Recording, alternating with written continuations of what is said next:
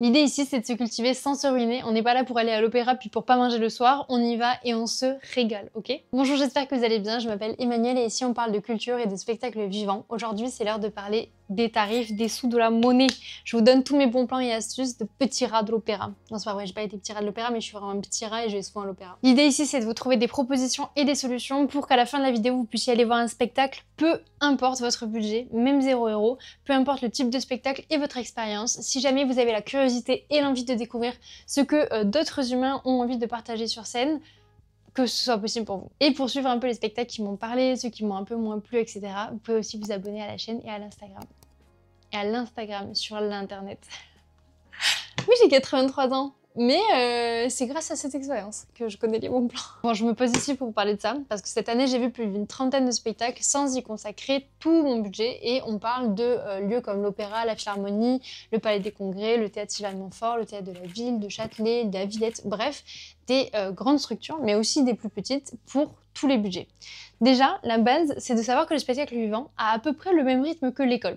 La rentrée, c'est en septembre, et puis vers juin, les programmations des salles se terminent pour faire 2 mois de vacances qui sont en fait très intenses, parce que c'est souvent là où il y a le plein de festivals. Il y a entre autres Avignon qui est le plus connu, mais il y a aussi des festivals de musique, de rue, de danse, il y a plein de choses, de théâtre, etc. C'est vraiment très riche. En France, on a vraiment de la chance d'avoir ça. Alors il y a aussi des festivals durant la saison, mais il y a très peu de programmation dans les théâtres fixes pendant l'été. Aujourd'hui, j'habite à Paris, donc j'ai vraiment l'embarras du choix en termes de spectacles, mais avant ça, j'ai pas mal voyagé et j'ai vu des spectacles dans différents pays, comme l'Angleterre, la République tchèque, l'Espagne, la Belgique, la Suède, le Canada, les États-Unis, la Croatie. Bref, je vais voir des spectacles à peu près partout où je peux. Et avant ça, j'habitais à Toulouse, puis encore plus petite dans la campagne perdue du sud-ouest.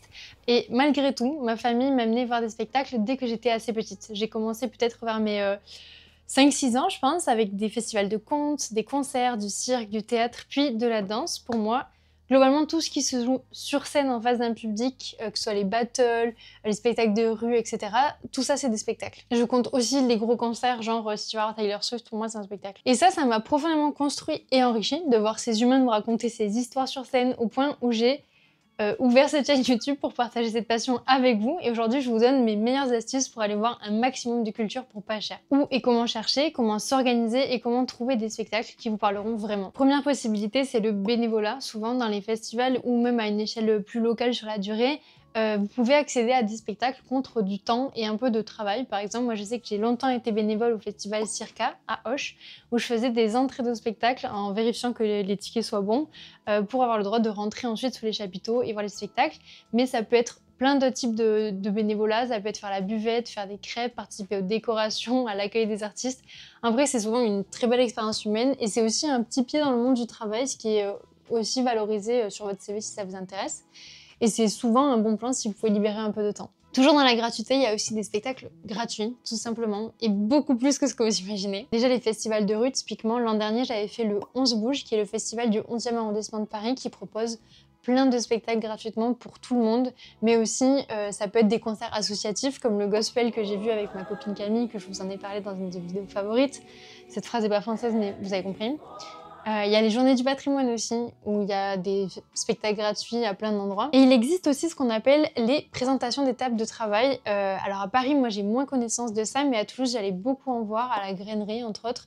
Et au Lido, il y avait les essais de cirque le mercredi. Je sais pas si c'est toujours d'actualité, mais c'est vraiment très intéressant. C'est des spectacles qui sont pas encore finis, c'est en cours, et on vous propose de venir les voir pour faire des retours constructifs peut-être, avoir la présence du public, les réactions du public. C'est assez intéressant pour vous aussi de voir comment ça se construit.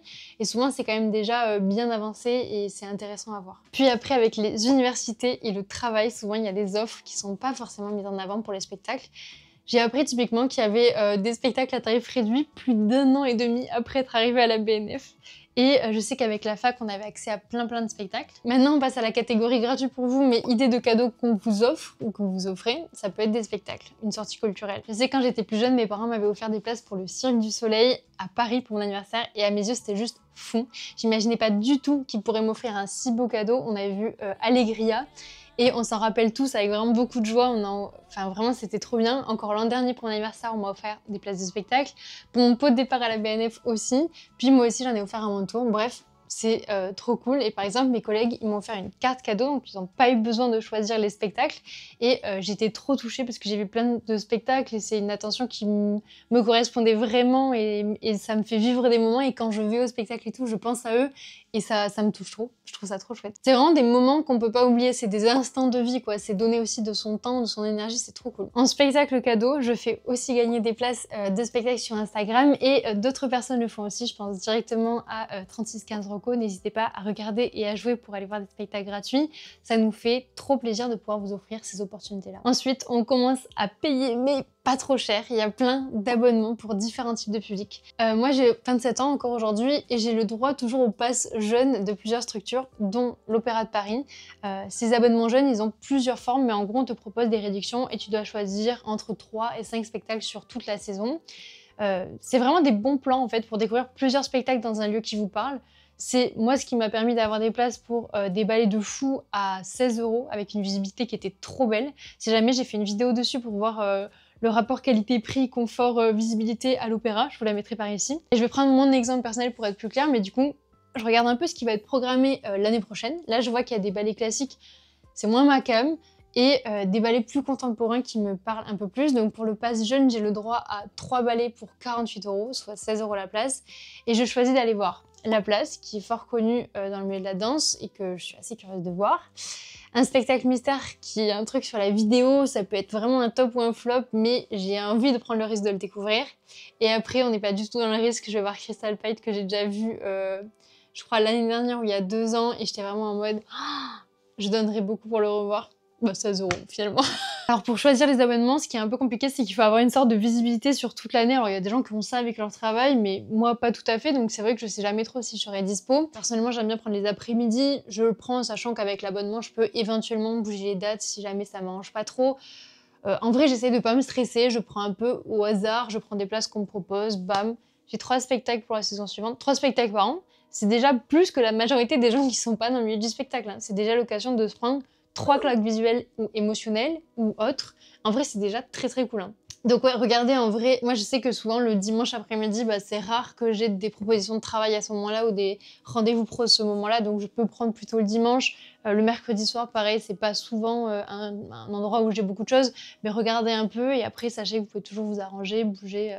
C'est pas le bout du monde, c'est pas un engagement ad vitam aeternam et au pire, vous êtes malade, vous loupez le spectacle, ça arrive, c'est la vie. Ça fait mal, mais c'est pas non plus 300 € foutus à la poubelle, quoi. Après, à l'opéra, il y a aussi une option des places jeunes à 10 €, mais elles partent vraiment vite. Faut être très réactif, donc ça peut être trop bien si vous êtes en dernière minute, que vous passez par Paris, que vous n'avez pas envie de prendre un abonnement, mais que vous êtes là et vous dites « Ah putain, il y a ça à 10 €, trop bien ».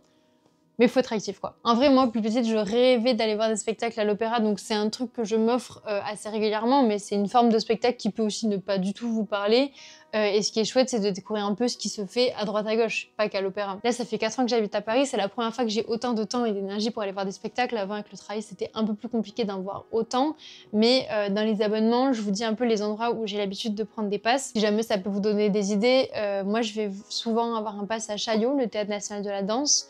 Et là-bas, ce qui est fou, c'est que les places jeunes, tu peux ajouter une place gratuite pour un accompagnant, et donc tu divises le prix qui est déjà bradé en 2. C'est ouf.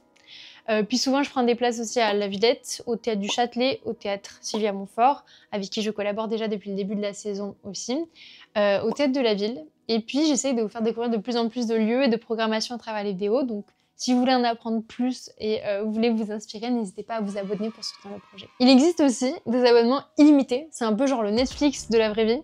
Vous payez au mois et vous allez voir autant de trucs que vous voulez. C'est assez cool. Au-delà des abonnements, vous pouvez aussi vous laisser surprendre par des spectacles plus ponctuels. Je sais que certaines copines, quand elles viennent à Paris, elles vont direct voir des stand-up au Comedy Club. Vous pouvez aussi regarder ce qu'il y a à Paris ou autour de vous le jour même. Si vous avez envie de tenter que ce soit un truc nouveau, etc. et que vous n'avez pas trop envie de bouger, n'hésitez pas à regarder autour de vous sur Google Maps. Je sais qu'on n'a clairement pas du tout tous le même accès à la culture. Quand j'ai grandi en campagne, il fallait souvent faire 2-3 heures pour aller voir un spectacle. C'est quand même un engagement qui est beaucoup plus présent que là, des fois où il me suffit de prendre mon vélo pendant 30 minutes et j'arrive à un théâtre, c'est assez cool. Donc je me rends bien compte que c'est pas le même accès pour tout le monde aussi en termes de déplacement et d'énergie, mais l'idée c'est de regarder ce qui est possible de faire coïncider. Si jamais par exemple vous avez de la famille qui est près d'Avignon, bah, ça peut valoir le coup de passer pendant l'été, ça peut être aussi ce genre d'opportunité qui vous permettent de vous cultiver petit à petit sans dépenser et sans tout donner pour le spectacle, parce que je sais que c'est pas forcément évident. Mais du coup, quand vous avez un peu repéré ce qu'il y a autour de vous, ce qui vous tente, etc., ça peut être aussi, il y a beaucoup de gens, notamment pour les gros concerts, qui vont vraiment faire des voyages, je pense tellement à Taylor Swift, à Beyoncé, à d'autres Burna Boy et tout, où il y a des gens qui vont vraiment organiser des voyages pour aller voir des spectacles. Et je le comprends à 100% parce que c'est vrai que c'est souvent mémorable. Mais à une échelle plus régulière et moins chère que ce type de concert par exemple, vous pouvez regarder les programmations qu'il y a autour de chez vous, que ce soit dans les petites structures, dans les grosses structures, etc. Il y a souvent des petites explications du spectacle, c'est un peu comme la 4e de couverture d'un livre. Ça vous dit un peu de quoi ça va parler, pour quel âge c'est, est-ce que c'est plutôt de la danse, du théâtre, puis parfois il y a aussi des petites vidéos, mais pas toujours. Puis à force de voir 3-4 spectacles et avec le temps, vous voyez un peu mieux ce qui vous parle ou ce qui vous parle pas du tout. Aussi, il y a 3615 Reco qui vous propose un Notion avec toutes les salles dans Paris et dans la région parisienne. C'est pour mieux s'organiser, c'est dans un tableau, c'est trop cool. Et ça peut être une belle aide pour commencer à regarder ce qu'il y a autour de chez vous. Maintenant, je vous donne vraiment les clés que je donne aux gens que j'aime quand ils savent vraiment pas par où commencer, qui s'y connaissent pas trop en spectacle vivant et tout. En danse contemporaine, la porte d'entrée pour moi c'est au Fleischer. Vraiment, c'est intéressant à aller voir. En cirque contemporain, souvent je conseille les Québécois, souvent c'est assez chouette, notamment les compagnies des 7 doigts de la main, le cirque Éloise. Même si ça fait longtemps que je les ai pas vus, c'est souvent ce que je dis aux gens, si tu connais pas du tout, va voir ça, je pense que ça va te prendre par la main et t'amener. En théâtre, on m'a dit que Alexis Michalak c'était aussi un peu pareil, mais je m'y connais moins, j'ai pas vraiment vu son travail, donc c'est une piste comme ça. Après, l'idée, c'est aussi de tenter et de prendre ce que vous avez à prendre. Même si vous y allez et que ça vous parle pas tant, ça aura le mérite de vous forger votre esprit critique. Et par contre, si vous êtes mal, que vous avez le droit de partir, hein, c'est pas du tout la prison. Le plus discrètement possible, mais let's go. Genre, vous n'allez pas rester dans un truc qui vous fait du mal. Peut-être commencer déjà dans cette optique-là par des spectacles gratuits. Alors, c'est pas parce que vous payez un spectacle plus cher qu'il sera mieux. Pas du tout. Je vous le préviens comme ça direct. Ça dépend aussi beaucoup de la politique du lieu, de la localisation. Typiquement, les compagnies contemporaines qui viennent jouer à l'opéra, elles jouent aussi souvent dans Paris ou autour pour beaucoup moins cher, dans d'autres théâtres. C'est le cas, entre autres, pour Hofechter, c'est le cas pour Sharon Eyal, que j'ai vu il y a pas longtemps. Il y a beaucoup de compagnies qui vont jouer ailleurs, c'est pas limité à l'opéra. Je prends l'opéra comme exemple à fond parce que c'est un lieu où j'ai l'occasion de passer du temps ces derniers mois, et aussi parce que j'ai l'impression que c'est très parlant, c'est un peu l'idée qu'on a de la classe, du spectacle, de la danse, etc. Mais ça pourrait être n'importe quelle autre structure reconnue ou pas d'ailleurs, parce que vraiment moi ceux qui m'ont fait accrocher au théâtre c'est des structures qui sont très peu connues et qui pourtant moi je les porte très fort dans mon cœur. Parenthèse terminée pour l'opéra. Mais donc je disais qu'en gros c'est pas parce qu'il y a un spectacle que vous avez payé 300 € qui va être mieux qu'un spectacle que vous verrez gratuitement, et ça peut être d'ailleurs les mêmes personnes, les mêmes musiques, ça n'a pas vraiment de sens budgétaire, hein, en vrai. Et ça, c'est aussi dû à une politique culturelle française où on a beaucoup d'espaces culturels publics comme les bibliothèques, les centres culturels et les théâtres publics. Et je dis théâtre, et théâtre, ça accueille aussi de la danse, du cirque, etc. Et c'est grâce à ce fonctionnement que les places ne coûtent pas toutes 70 € par place, comme par exemple au Québec on peut avoir. On peut aller à l'opéra pour 10 € comme pour 200 €. Vous pouvez aller voir des spectacles de fou pour moins qu'un McDo. Et c'est quand même très chouette. Bon, c'est chouette, mais c'est un peu en péril. C'est entre autres pour conserver cet accès à la culture que vous voyez passer des manifestations, parce que c'est un élément qui est considéré par beaucoup comme non essentiel, alors que c'est un maillon vraiment essentiel de notre société. C'est un des rares lieux où on peut être d'accord, d'être pas d'accord, où on peut échanger avec des inconnus des émotions profondes et fortes en étant tout en sécurité. On peut aussi ressentir plus que comprendre, et ça en tant qu'être humain c'est quand même très puissant. Pour moi, même un spectacle de foot, en vrai c'est un spectacle. J'ai dit spectacle de foot. Pour moi, même un match de foot, c'est un spectacle. C'est un lieu où tu vas voir des gens qui se produisent sur une scène qui est en fait un terrain, qui vont performer leur forme d'art, j'ai envie de dire. Bon, c'est ma vision du spectacle, vous avez le droit de pas la partager. Mais je sais pas, je trouve qu'il y a un peu ce même rapport avec l'émulsion des foules, d'être ensemble, d'avoir une vision commune sur quelque chose qui va se passer à un moment donné, qui va être unique parce que c'est sur l'instant donné. Et c'est vraiment vivre ce moment-là de manière communautaire avec des gens avec qui tu peux genre n'avoir aucun autre point commun que d'être là à ce moment-là dans ta vie, et ça je trouve ça trop cool. Bon après voilà, le foot c'est pas dans la même catégorie que le spectacle vivant de base, mais pour moi ça y ressemble en plusieurs points, et c'est vrai que C'est aussi ça qui fait société à mes yeux. C'est un peu mélangé art et divertissement, mais à la fois pour moi, ça peut se mélanger. L'un est pas contre l'autre à mes yeux. C'est totalement un autre débat. Un débat de rats, mais un débat tout de même. Bref, ça peut être dans votre bingo de l'année de faire une sortie culturelle et ça peut être solo. Moi, je sais que j'aime beaucoup aller voir des spectacles seuls puisque je trouve qu'on rencontre plus facilement des inconnus quand on est seul que quand on est en groupe.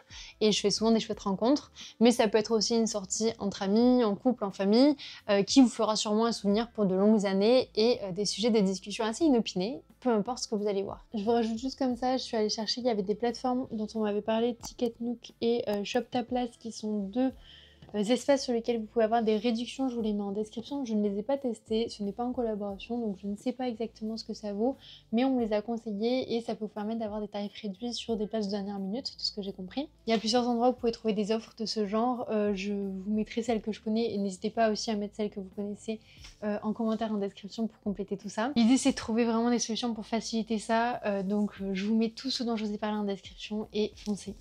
C'est à vous maintenant mes petits rats de vous devenir des rats de la culture aussi. Ma caméra s'est éteinte mais je reviens vers vous pour vous dire que globalement du coup si j'ai fait à peu près les comptes, j'ai dépensé environ 200 € pour aller voir plus d'une vingtaine de spectacles et dans cette vingtaine de spectacles je comprends les spectacles auxquels on m'a invité que donc je n'ai pas payé, mais je ne compte pas les invitations parce que grâce à vous, grâce à l'intérêt que vous portez aux vidéos, à ce travail, au fait que vous soyez curieux, que vous soyez engagé, et ben il y a aussi des structures maintenant, des compagnies et des théâtres et des lieux qui me proposent de venir voir leur spectacle gratuitement. Donc je le compte pas parce que c'est un peu particulier, mais j'en profite pour vous remercier parce que vraiment c'est trop chouette, moi je suis trop reconnaissante pour ça. Mais c'est vrai que 200 € ça peut paraître beaucoup et en effet pour moi déjà je trouve que c'est un très gros budget, mais c'est aussi un choix, c'est de l'argent que je décide de mettre ici plutôt qu'ailleurs.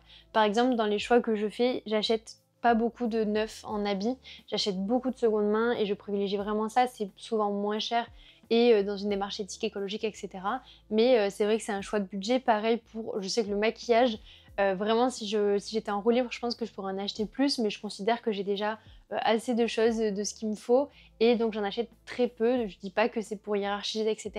Juste, c'est des concessions que je fais parce que j'ai envie de pouvoir m'offrir des expériences de vie, du spectacle et j'ai aussi envie de soutenir ce type de projet, c'est-à-dire que pour moi ça prend plus aussi de sens et de joie de mettre mon argent pour soutenir des personnes qui dans une grande majorité aiment leur travail, c'est un travail qui a du sens pour eux, c'est des compagnies qui vont pouvoir vivre des choses, nous faire partager des choses, j'ai envie de soutenir en fait cette industrie créative et de ça plutôt entre guillemets que de consommer encore des vêtements neufs, etc. Je dis pas des fois on en a besoin ou on peut pas faire autrement, mais c'est juste que ça me rend plus joyeuse, ça a plus de sens pour moi. Mais en vrai par contre 200 € pour voir une vingtaine de spectacles, il faut quand même remettre l'église au milieu du village comme on dit. 20 spectacles dans l'année c'est énorme, hein. C'est pas du tout ce que tout le monde va voir. Déjà une grosse partie de mes proches, s'ils vont voir 3 spectacles dans l'année, pour ceux qui sont pas dans le milieu du spectacle, c'est déjà vraiment pas mal quoi. Donc déjà si vous passez le pas d'aller en voir ne serait-ce qu'un gratuit, mais c'est déjà trop bien. Je vous y invite grandement. Si vous avez aussi des astuces et bons plans de petits rats,